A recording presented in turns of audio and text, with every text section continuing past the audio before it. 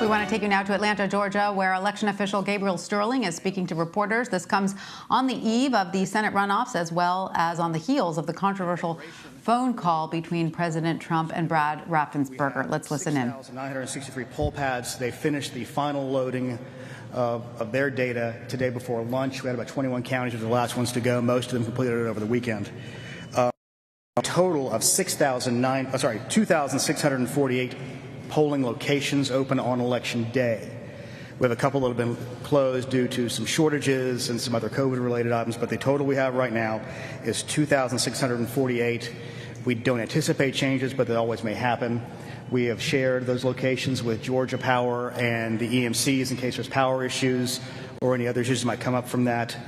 And we've seen a few shortages of poll workers. So I think specifically we saw in Morgan County, they're going to lose 2 locations because of that. Now, what we've seen also is a difference in the turnout models depending on congressional district and county in this state so far, in large part driven by the continuing misinformation and disinformation concerning the value of people's votes in this state. The Secretary wants me to make clear that everybody's vote is going to count. Everybody's vote did count. I want to make that abundantly clear. If you care about, the values and direction of the nation you want to see, it is your obligation to turn out and vote tomorrow, be you Democrat or Republican. However, right now, given the nature of the president's statements and several other people who have been aligned with him previously, who've literally had rallies saying protest and don't vote, we are specifically asking you and telling you, please turn out and vote tomorrow. One of the things specifically I've had to argue with people whom I've known for 20 years, they say, well, we feel like our election was stolen. We feel like our votes don't count. And I said, okay, I'm not acknowledging that the election was stolen because it wasn't. I'm not acknowledging that there was massive voter fraud because there wasn't. But I said, but if you believe in your heart of hearts that there was, the best thing for you to do is to turn out and vote and make it harder for them to steal. If that's what you genuinely in your heart of hearts believe, turn out and vote. There are people who fought and died and marched and prayed and voted to get the right to vote. Throwing it away because you have some feeling that it may not matter is self-destructive, ultimately, and a self-fulfilling prophecy in the end. So everybody who cares about the future of this nation should turn out and vote. It's vitally important. It's absolutely important. And the reason I'm having to stand here today is because there are people in positions of authority and respect who have said their votes didn't count, and it's not true. And I'm going to do it again, and I'm going to go through all this anti-disinformation Monday. It's whack-a-mole again. It is Groundhog Day again. I'm going to get to talk about things that I've talked about repeatedly for 2 months. But I'm going to do it again one last time, I'm hoping. Because at the end of the day, we want to make sure people understand their votes count. Every person, every voice matters. And I know that there's people who fought for that for years about this. So let's start again. And yes, some of this is going to come out of the continuing statements from the president and some of his supporters. State Farm. All right, this has been one that's been conflated over several different things. We have multiple scanned ballots. We have Ruby Freeman. We have the leak that it says a water main break, which wasn't a water main break. So in order to be fully transparent, one of the things we did was we had a local media organization, WSP, Justin over here. We went through it for hours and hours, walked through frame by frame, and showed what happened. So let's start. If you go to securevotega.com, we have posted all the videos from State Farm for that day that cover the relevant periods. 5:23 a.m., they walk in and they discover what is essentially a pond on the floor where you can see water coming out of the sky. So they say, okay, we can't do our work here this morning. They call in the State Farm people. It's not Fulton County people, which is one of the other things they said. There's no Fulton County work order to fix the water leak. And guess what? It wasn't in a Fulton County facility. It was in State Farm. So they were the ones who fixed the leak. And it was a urinal that was overflowed because they were turned off because, guess what? Nobody's in State Farm because of COVID, other than this particular usage. So they turned off all those things, and it went over the edge of the relief valve, and that's what caused the leak. So they come in. Then you go to another one about 7 in the morning or so, where you have essentially the, I don't know what to call it, the drying Zamboni that's driving around on the carpet, cleaning it all up. Then at about 8:23, you see a woman bring in the table in question that has been the point of Mr. Giuliani's 90-second clip. She's pulling it with one hand, and she sets it down. There's nothing underneath it, okay? Then you can fast forward to later in the day, about 9:45 or so. Everybody there are two groups of people there. There's cutters and there are scanners. What happened was the cutters began putting their stuff away because everybody was under the impression they were going to get home. We have discovered this. So they start putting covers over the cutting machines and everything. So then we see also, while the monitors and the press are still in the room, they bring out the carriers, which are normal absentee ballot carriers. And I will admit, when I listened to the audio of the phone call and the president brought that up again, and I heard it on a radio ad again today, I wanted to scream. Well, I did scream at the computer, and I screamed in my car at the radio talking about this because this has been thoroughly debunked. They bring out the normal absentee ballot carriers. There are monitors in the room. There is press in the room. They take the ballots that have been opened, put them in carrier trays, and put them in there, and then put them in the boxes, put the lid on because the lid matches the box, and then you see at one point during the video, a woman crawling on the floor, putting the numbered seals on them so they can keep the chain of custody. Approximately 10:25, 10:30, the secretary in our office receives word that Fulton County is shutting down for the night at State Farm Arena. So, as some of y'all who were there on election night recall, the secretary got a little irritated with this and made his feelings quite known. He said, some of us will be working through the night. We're glad to see that Fulton County sees the need to just go ahead and knock off for the evening. So Chris Harvey, our elections director, then calls Rick Barron, the elections director of Fulton County, who was at the other location, which was their English Street warehouse, because he was doing election day activities. Chris calls Rick. Rick says, we're not shutting down. Well, Chris says, it looks like you are. So then you can go back to the videotape and see Ralph Jones take a phone call of approximately almost 11 o'clock. And you can see his shoulders kind of shrug. He takes the phone call. He's being told at that point by his boss, Rick Barron, you need to stay and continue to scan. So he hangs up the phone. He goes over to some boxes, puts some more seals on them, because obviously, if you watch the videotape, many of the people that are there have been there since 7 in the morning. It's already 11 o'clock at night. They were all under the impression they were going to get to go home. So you see him spend about 30 seconds going, heck, what am I going to say to these people? So he walks back over to the corner of a desk and says, I got the word, we got to keep on scanning. So they go back to the boxes that you see them put under the table at the approximately 10 o'clock hour. There is videotape of this. And this is what's really frustrating. The president's legal team had the entire tape. They watched the entire tape and then, from our point of view, intentionally misled the state Senate, voters, and the people of the United States about this. It was intentional, it was obvious, and anybody watching this knows that. Anyone watching it knows that. That's why we released the entire tape for people to watch. So there's this claim that was done. So they pull those out and begin to scan. Then the other claim comes from about a woman named Ruby Freeman and multiple scanning. One of the things you need to understand is a normal ballot processing, if there is a problem with a ballot, what it does is it stops. But before that, 4 or 5 will get through. So they say, delete that last batch and rescan it so they scan properly. That is the normal process that is done. Secondarily to that, everybody might be familiar with the fact that the president wanted us to do a hand recount, a hand retally, which we ended up doing under our audit. That audit showed that there was no problem with machine scanning. If somebody took a stack of ballots and scanned them multiple times, you would have a lot of votes with no corresponding ballots. So let's go over the numbers one more time. Statewide, it was for the sheer number of ballots, they were off by 0.1053%. For the margin, they were off by 0.0099%, which shows that the machine scanned properly. Our counties did a great job of following these batches and doing the hand count properly, appropriately, with scrutiny and with observers. So let's put that to bed right now. And one of the other things we did as part of our transparency is we have put all of those tally sheets online for every county so you can go through and look at them all. And it's at, again, the securevotega.com. Let's see. Let's go over the numbers of the president's team is claiming. We have a little chart over here. They're claiming there were 2,056 felons that voted. Our research, and we have better data because we are directly tied to the state government on this, Department of Corrections, and the other department, which I can't remember what it's called right now. Basically, it tracks when people are on probation. There we go.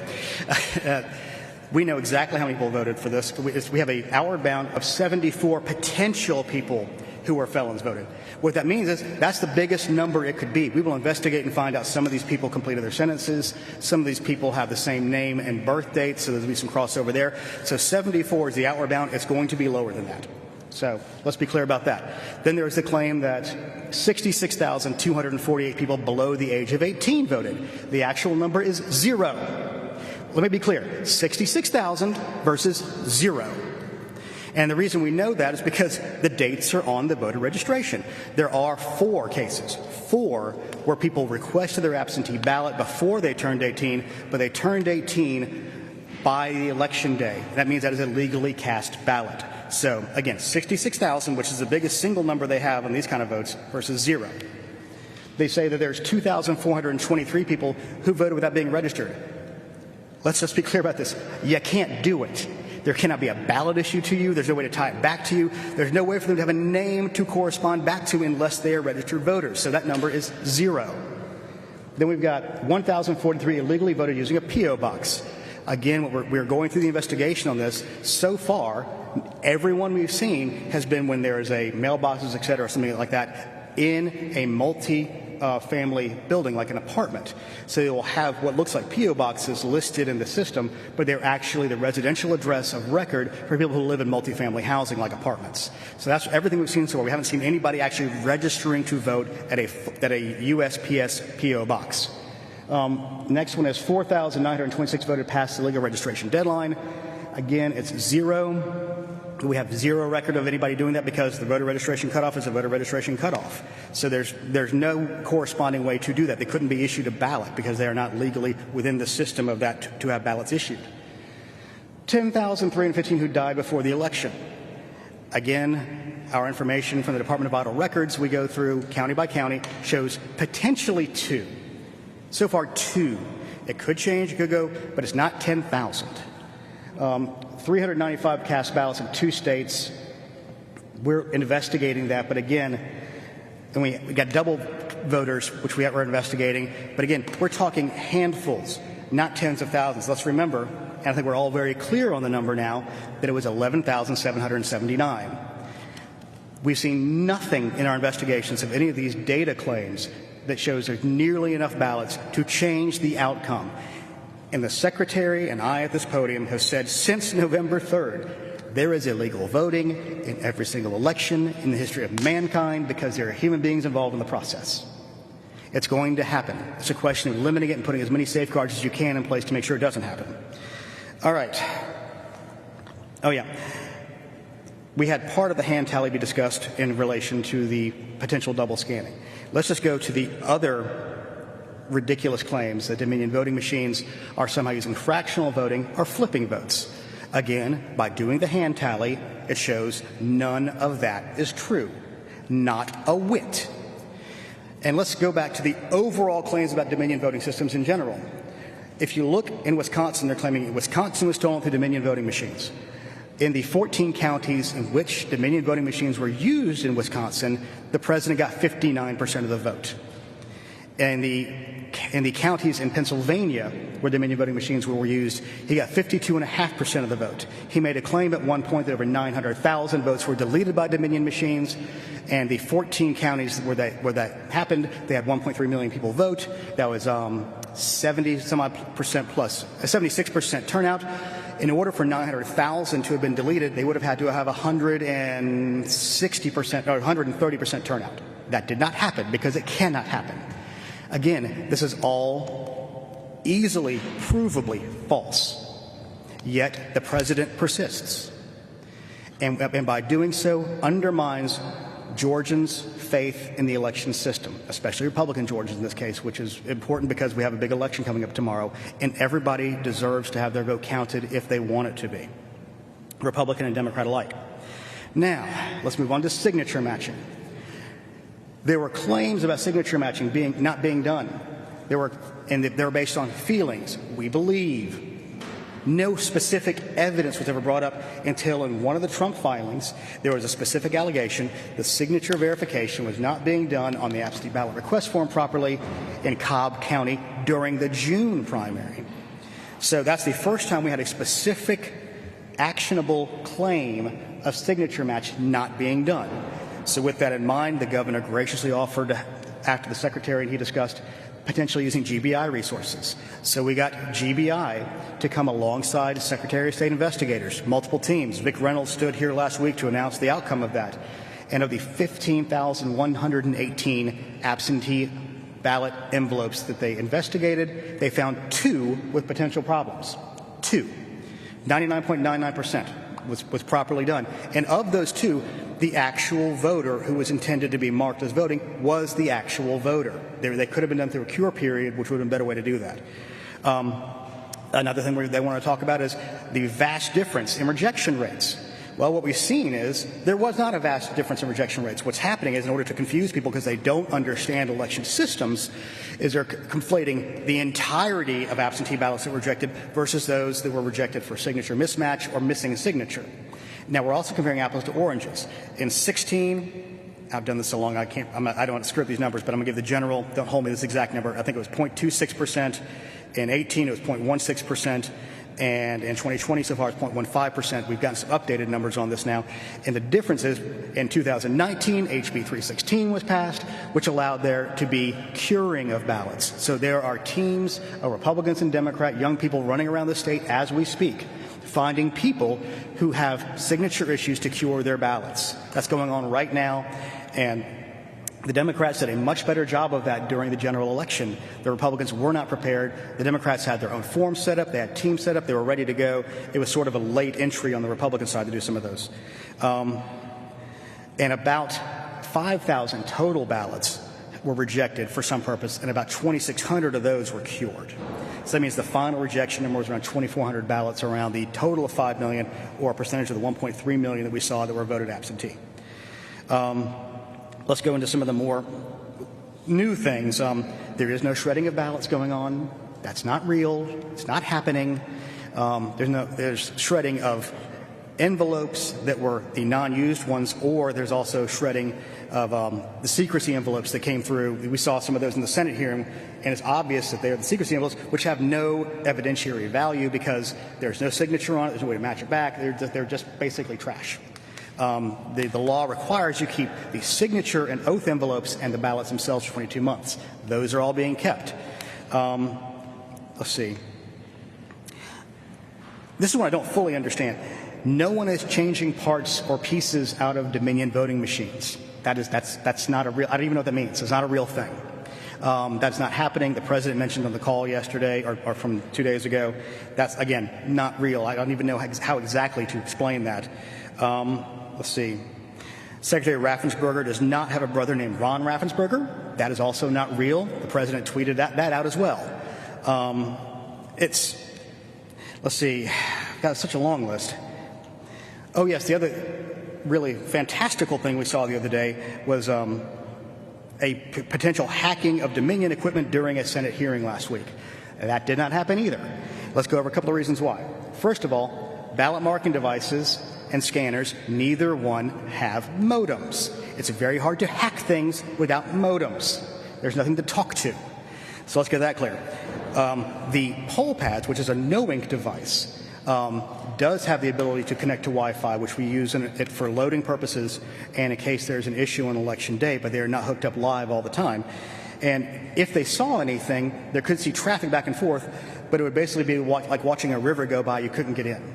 It's essentially, if they did this, which we have no proof of. We have claim after claim after claim with zero proof. Zero. And signed affidavits are part of an evidentiary trail, but they have to be investigated. And let's remember, everybody who came and gave testimony, it was public comment, at the state Senate hearing. This office was never asked to come and discuss those items with that state Senate subcommittee. That didn't happen either, which I find interesting because obviously they're making wild claims that, again, undermine people's faith in the system. Let's see. Oh, yeah, this is another one that came over the weekend from the founder of Overstock.com, that they had found thousands and thousands of fake ballots in Fulton County warehouse. For any of you all in the press who have been to the Fulton County warehouse, these are the emergency ballots that have been sitting in that warehouse since before the November election, very much in plain view of everybody to see. And what happened, the reason they had a high number, first of all, every county has to have those emergency ballots by rule. The state election board rule says you have to have 10% of the available ones for each polling location, and they have to be printed for that polling location for the ballot style so they can track it properly. In Fulton County's case, y'all may remember that there was a COVID outbreak in their warehouse not long before the logic and accuracy testing period was happening for the general election. In a very wild abundance of caution, they had what they referred to as not Plan A, not Plan B, but they referred to it as Plan C, which was if we can't get people in to do the logic and accuracy testing on all of our equipment, we're going to print up 100% of our ballots we need to let hand-marked ballots be what we have to do if we cannot get the machines done. They did that out of an abundance of caution, given the unknowable unknowns surrounding COVID and their ability to get employees in to do that. They were thankfully able to get the employees in. Dominion staff came in to help them make sure they got the logic and accuracy test done, so they were able to deploy all of their BMDs and their BMD carriers and scanners, so they didn't have to use those ballots, but that's why those ballots existed. They are not fake ballots. They are real ballots. They are unused ballots. And what I find really interesting about this is they were in shrink-wrapped items in boxes that are sealed. What can you do with those? They're sitting right there. Everybody saw them. Let's see. Trying to think what other. Here's part of the problem, y'all. I sit down and try to write down everything that we see that comes over the internet as a potential thing of disinformation. It gets exploded. We all look at these things. We know there's lots of bots that are doing it. We have foreign powers that are pushing some of these things at the same time. So here's the takeaway from all this. This office has been open and transparent. We are continuing investigations. There are questions about pristine ballots. That's one last thing, the pristine ballot thing. There are 3 reasons you can have the quote-unquote pristine ballot, which is essentially the absentee/emergency/provisional ballot. There's first one. Military and overseas voters oftentimes will get what they call an electronic ballot. What happens is once we get the ballot built, starting the 49th to the 45th day, we will send emails out to those people who want to have electronic ballot delivery, which is many of our military servicemen and women. So they take that, they print it, and they bubble in their choices. Now, obviously, that's on an 8.5 by 11 piece of paper or 11 by 14 where they can print it on. So it's not sized properly to go through a scanner. So when that comes back to the county, they will duplicate that on a flat, unfolded piece of paper on the absentee ballot/emergency ballot. That's a normal process for many of the military and overseas voters that are electronically delivered. The other situation you might see that in is an emergency ballot situation. If a ballot marking device goes down or wasn't used, which is the case we saw in the morning in Spalding County on Election Day, they will use the emergency ballots as backup. And those will just be scanned directly into the machine and not folded. And the final place you would see that is on a damaged or adjudicated ballot that was not adjudicated through the electronic system. Or in Fulton's case, what you saw was they were putting so many of the absentee ballots through their cutters that occasionally would catch the ballot itself and slice it. In Fulton County's case, they did the vast majority, I think 100% of their duplication on a BMD. In Cobb County's location, I think they did all those on hand-marked paper ballots. So there's a difference of use and processes within each one of the counties. So that's why you would see quote-unquote pristine ballots. Wednesday, we've all heard the reports that there's going to be several senators and congressmen who will be objecting to the electors being seated.